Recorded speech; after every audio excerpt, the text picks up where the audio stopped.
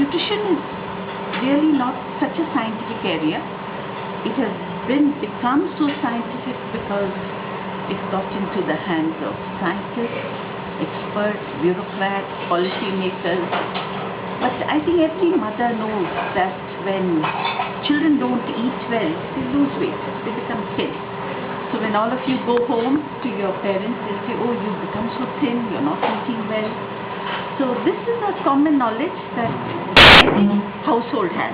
Yeah. That if you don't eat well, you become thin. Okay? And if you eat well, your weight is okay and you look healthy.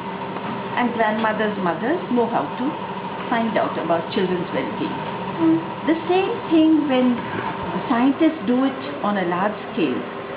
They find that in India, about 50% of children are underweight. Underweight to a massive extent, which means that children are not eating enough. Right? Of course, the fact that healthcare is not there is also there. Now, the second thing that happens when children are not given enough food is that they don't grow tall. In a way, the body of a child adjusts to inadequate food. See, the country does many things. They import food, they give you PDS, they talk about school lunch program, they give you ICDS. But a human body is adjusting to hunger without the help of the state, without the help of scientists, a child state, that's called stunting. The child is short. Okay? Now after that it continues to starve, then the child is not only losing weight, it is stunted. After that it slips into severe undernutrition. In fact, severe undernutrition is responsible for large number of deaths in this country. Now, when scientists do this research, they find 50% or over children have low weight, and this low weight is much more among the scheduled caste and scheduled tribe. In scheduled tribes, it's as much as 70%, scheduled caste it can be 50-60%. The data is there in this country. One has to carefully look at it. Stunting is equally bad, shortness. What happens is, again we have 50% who are short. And in tribal areas, we know that 14 tribals are actually becoming shorter and shorter and shorter. This is documented in anthropological journals. Now what does this mean? Why we reach this stage 60 years and more after independence? One of the main reasons is that way back in 1960s and 70s, the research which was done in this country has only contributed to understanding whether people have enough calories, and calories come mostly from cereals, but they come from all foods. Calories is a measure of energy that you and I require to live, to work, to do our job, to grow, for children especially to grow, for pregnant mothers, for the welfare of the baby. But calories come from cereals, pulses, meat, bananas, fruits, vegetables, meat. Almost every food gives you. But the cheapest calories come from cereals. So remember, our bureaucrats who have a very mindset of making sure that the poor get the cheapest, have always looked at, do we have enough calories? Because they have to plan for the country. And what they have been doing from 60s is trying to plan whether they can give enough cereals to people.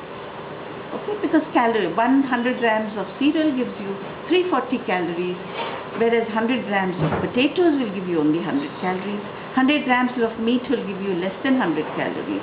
So they're not going to plan for meat. Eggs will give you about 170 calories. Milk gives you about 70 calories. But cereals gives you 340. Sugar gives you 400 calories. Oil gives you 900 calories. But they won't give you oil because oil is very expensive. But earlier, yes, we used to get oil also. So the planning in this country has been to make sure that everybody gets enough cereals. Okay, because they are very embarrassed by the World Development Road, the World Bank reports, etc. Now in this planning in the 60s and 70s, they set up the PDS shops. Then the Green Revolution started producing cereals in wheat areas, rice areas of western UP and Andhra Pradesh and Punjab. And the production of rice and wheat got support, minimum support price, etc. The government has subsidized agriculture, water, electricity, etc. for wheat and rice. Now, in the whole planning process, what they've forgotten that 80 to 90% of the population is not only rice eating. Our diets consist of many things, desirable fruits, vegetables. We would like to have meat, we would like to have eggs, we would like to have milk, we would like to have greens, we would like to have rural areas. People would eat small animals. They would, in remote tribal areas, there are insects, birds. Northeast, you will see a whole range of animals that are consumed. But the planning in this country was only cereals. Now, why am I talking about meat so much? It is well known that protein you can get only from major things like pulses and animal foods. Okay? The best protein is from animal foods. It's considered high biological value. The biological value is when the protein of the food, protein goes to make muscles and bones and makes you grow tall. The best protein comes from animal foods because the protein of the animal and of human beings is very close to each other. The protein from pulse is really very bad.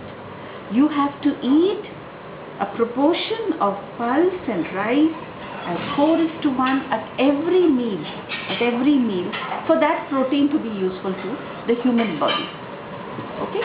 But then we have, the scientists have said pulse protein is very good, because in the laboratory they found that if you change the ratios, you can come somewhere close to animal protein. So laboratory results are showing one thing, but in practice, people don't get pulse at every meal. They will eat rice with rasam, rice with chutney, roti with onions, roti with chilies. Nobody eats rice and dal at every meal in the right proportion. But the planners don't care about what you plan, because the research says, so they have forgotten about animal protein and the whole diet that is prescribed for the country. Why should the government prescribe a diet? Because based on the diet they decide on poverty line. You know the debate on poverty. They decide on wages, they decide on adequacy, and they decide on what to give the army, the jails, the social welfare hospitals, the institutions, everybody. Hospitals, everything. Yeah. So for them, this diet deciding must be very cheap. So they have removed eggs, they've removed milk, they've removed animal foods, they've removed fish, they've removed mutton, chicken, everything has been removed. But to make it worse, the Hindutva mindset of planners and of the bureaucrats and of the scientists have almost made you feel like India is a vegetarian nation. Okay? So if you talk about meat, they look at you as if it is not nutrition. You are violating their sensibilities.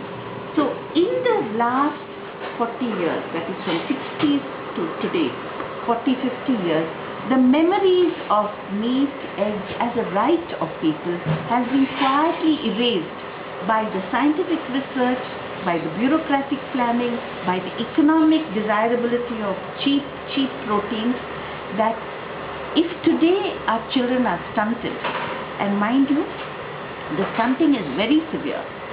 For an adult, by now, we should have reached the American standards.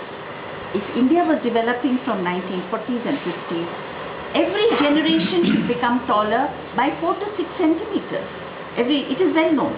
If you go to Banjara Hills and look at Aishwarya Rai and Amitabh Bachchan, look at the height of every population that eats well.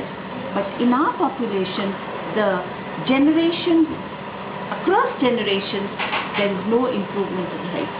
Only those who have been eating well become taller than their parents. So what happens if there's stunting? There are some wonderful statisticians who say, so what if we are small? Small is beautiful. You know, this kind of, it's a trivializing of research, of reality. Actually, being short is a big disadvantage. Apart from aesthetics, you go for an interview, if you are 4 feet 5 and if somebody who's 5 feet 10 inches, you know what a disadvantage you have if you're short. Okay? You know when you're talking to authority, how important is it to look into the eyes and challenge authority. Stigma, yeah. It's a huge stigma. But the bigger problem is short people get more diabetes and blood pressure. Today we know if you're short, so today we have an epidemic of diabetes and blood pressure among Dalits, tribals and those who are deprived because of shortness. Now why is shortness leading us to diabetes? And it's because the muscle mass is not there. I told you, you must have a good muscle mass for the body to grow tall. Today we know it's the muscle mass that protects you against diabetes. It actually is important for metabolism. That metabolizes all the food that you eat, removes the toxins, metabolizes, puts the things in a proper place. For insulin production, you need good proteins. For every reaction, you need good proteins. But we are now in a fix. We are in a fix. We have short people. We have a vegetarian diet, and we say we cannot afford two things. They say we are a vegetarian nation, and we cannot afford non-veg. Now, who decides what we can afford really? Does the government decide? When they were deciding calories from cereals, they could have easily started an egg revolution, they could have had a milk revolution.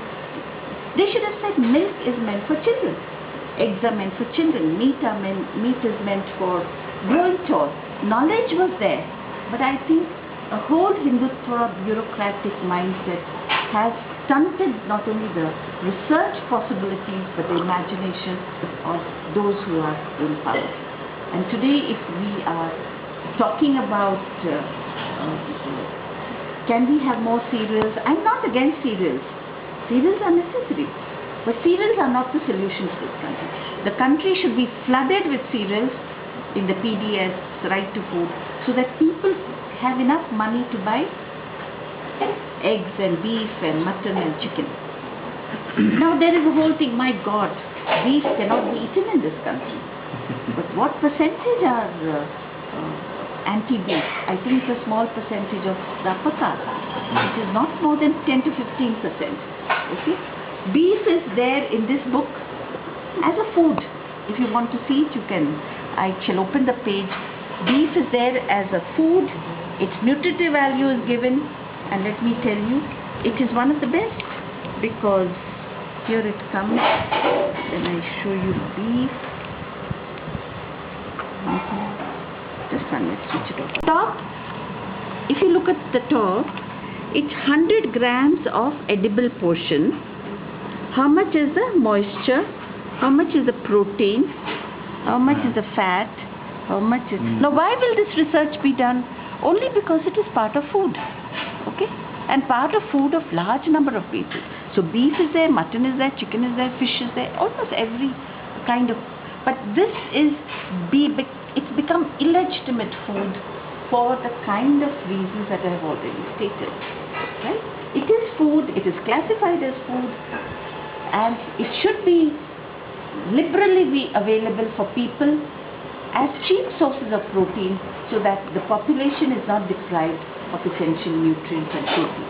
This I feel is very important to raise today, because we're talking of right to food, we're talking of right to education, but nobody is saying why is this country stunted? Why do we have epidemic of diabetes? Why can't we solve our problems? I think as long as the Hindutva imagination is there in this country, we are not going to be able to address this problem. So for which debate on animal proteins is very important. It was cherished, people look forward to it. Nobody had any problems with it. But with the kind of crisis that the country was going through, and a new kind of scientific knowledge emerges which says people need calories. Okay? Now when scientific knowledge talks of calories, you can get calories from any food. And then the bureaucracy starts controlling this knowledge. So the bureaucracy slowly, there are 600 foods which have been analyzed. 600 foods. Okay? slowly the bureaucracy and the scientists who come from a particular class and caste, when they are planning for the poor, they chisel out what they think is expensive, not very difficult. We cannot plan for such large masses. We cannot have fish for the whole country, so they take away fish. We cannot have meat for the whole country, so they remove meat. We cannot have milk for the whole country, so they remove milk. So bit by bit by bit, the whole knowledge which was there in the public domain, was there with the scientists, gets contracted, gets shrunk to reduce it to PDS rice and wheat. Now this happens because there's a crisis, there are scientists in control, there are bureaucrats ready to do calculations, and as a result today, the knowledge of calories is the only knowledge people have, and people have terrible deficiencies. It's not just stunting and underweight. They have severe B-complex deficiencies, they have vitamin A deficiencies, iron deficiencies. 80% of our women are anemic. 90% of our children are anemic. Anemia makes you so tired, exhausted, fatigued. So what is the solution for that? Nobody says, eat a bit of animal protein, eat a bit of beef. If you have animal protein in your food, that iron gets absorbed better. Women feel better. But the doctors also do not know. The doctors have forgotten, and they will prescribe iron tablets. The country is now going to add chemical iron into food and distribute. So now the markets have come in to take stock of this and make profits out of the present situation. The Hindutva element came in a little later, but it was there among the upper caste, that the whole agitation against beef has fueled this capacity of the scientists never to do research on animal protein. For instance, when we tried to do some research on how much iron beef has, etc., it was very difficult to do it in my laboratory. And when I said, why don't we give one set of patients animal protein or beef or mutton, another set pure iron as capsule, we could not think of doing the research because we were not allowed to do it. Right? Nobody would support it. To do any research, you need a hospital, you need patients, you need money. So there was no. But if you want to do it with tablets and chemicals and all, there's a lot of research. So right now, there is an organization called GAIN, G-A-I-N, which is trying to encourage this country to add, it's called fortification, micronutrient fortification, in these cereals, that is cereal pulse powders, and give it to the children. GAIN is controlling Andhra Pradesh ICDS program, which is producing some horrible powder made of soya and wheat. Okay, this powder even animals don't eat. So there they add iron, they add some B complex, they add some chemicals, and they give it in the ICDS. Nobody thinks of giving them proper food. What is food for children? Food for children is milk and eggs and meat and beef and then some amount of rice and other things can be given. But here if you go to the villages in Andhra Pradesh, a powder made of soya bean and wheat, roasted, with all these chemicals added. Actually, vitamins and minerals must come from fruits and vegetables and meat and eggs. But in our case, the planning, technology, science, etc. have come together to give us something which is so inedible that most children will throw it away. They can't eat it. But they are more keen on showing budgets that we have produced it, we have distributed. They don't care whether children have eaten it. That is why in Andhra Pradesh, despite the biggest AP Foods factory, which I think should be closed down, I think it should be closed down. They produce food. I think it was a factory which was set up for animal food, extrusions for animal food. Now it is being given to our children, which are chemicals mixed together and given as food. So the Hindutva thing has come, it has been there. It has been the dominant ethos in this country. Who were the ones who were the bureaucrats, the rulers, etc.? They came from a dominant caste, the Brahmanical caste, the upper caste. But over time, the economy, the planning, the scientists were also from the same class and caste. Okay? They will not do research with fish and meat. The research that has been done here was really done by the Europeans, where they were controlling the nutrition field. The Britishers, they did the research on beef and others. It was not done by us. No. Not by us. But the Europeans, the Britishers were the head of NIM. Okay? So they did the research, and all this work was done during those times. 600 foods, that is fish, mutton, meat, beef, etc. have been analyzed. Later on, this has always been cereal pulses, cereal pulses, cereal pulses. And pulse productions are going down. Even the pulse protein is not available today. Pulse is about 100 rupees a kilo, 80 rupees a kilo. So it's as bad. But people will never talk of meat, they will talk of pulse. So it's really a very lethal combination of the economy, of Hindutva, of knowledge, of bureaucracy.